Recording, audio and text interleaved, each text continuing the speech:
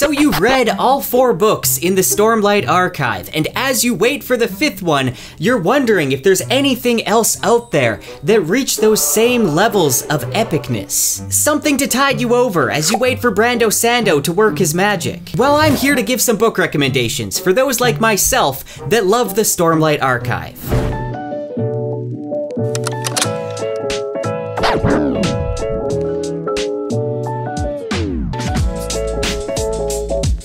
Now there's a lot of unique things about the Stormlight books, especially when it comes to the world building. The world of Roshar feels almost alien, and it's brimming with creativity and fascinating cultures. The characters have depth, hitting all the right emotional notes to make me really care about them.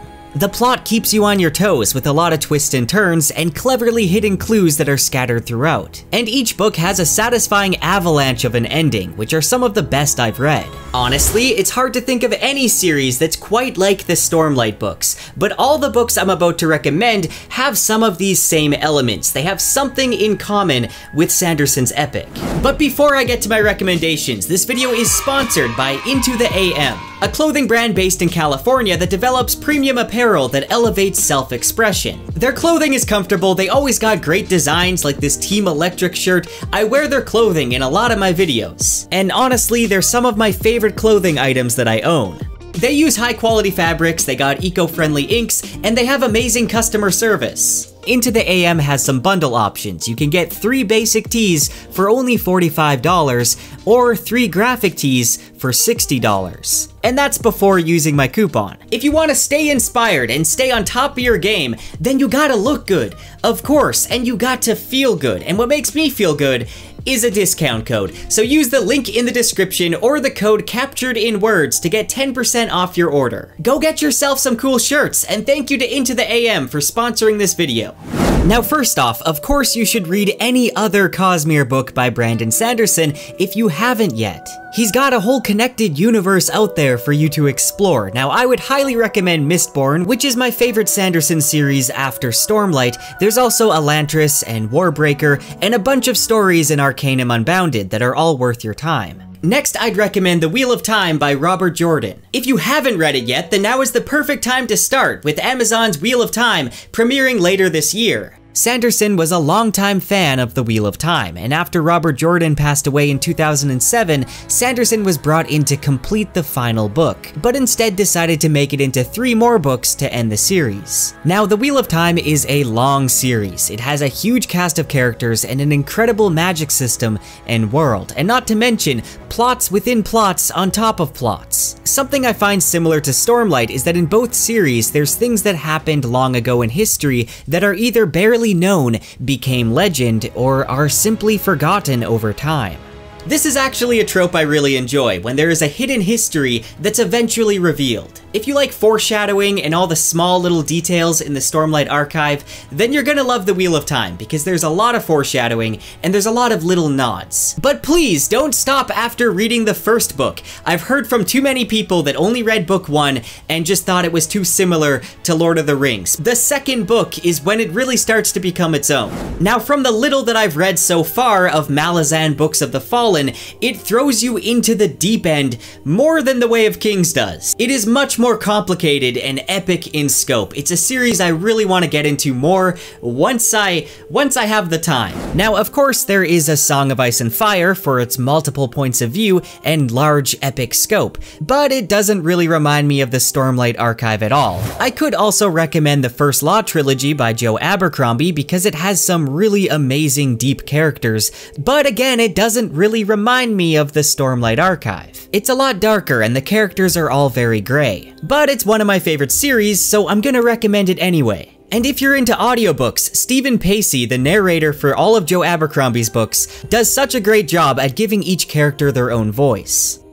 Unsold is the first book in Will White's highly acclaimed Cradle series. Now, I am a big fan of underdog stories, and I especially like when the protagonist eventually rises to a higher power level over the course of the books. This is something you see a lot of in anime and manga, and actually Unsold reminded me a lot of Naruto at times. And it's also something you see in the Stormlight Archive with Kaladin, which is why I think the Stormlight books would make a really good anime. If you're looking for fast-paced action and an interesting magic system, then check out Unsouled. Plus, you can often find it for free on Kindle. Speaking of manga, I feel like Fullmetal Alchemist is a good mix between the Stormlight Archive and Mistborn. Actually, some of the magic in here even reminds me of soul casting.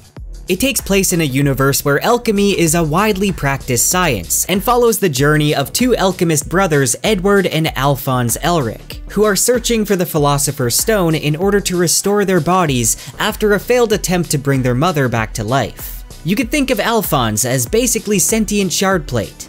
It has incredible character development, it's got a very hard science-based magic system, it's got a lot of political intrigue and twists and turns, and overall it's just a really great series.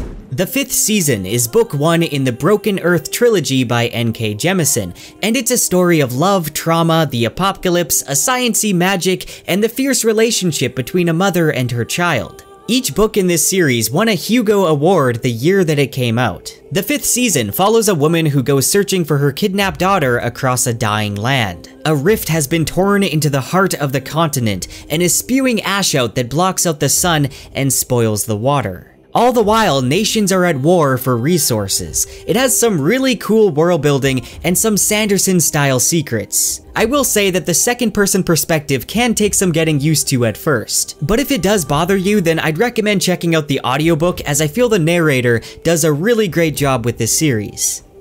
I would say the closest thing to Stormlight that I've read, based on the first book, is the Codex Alera series by Jim Butcher.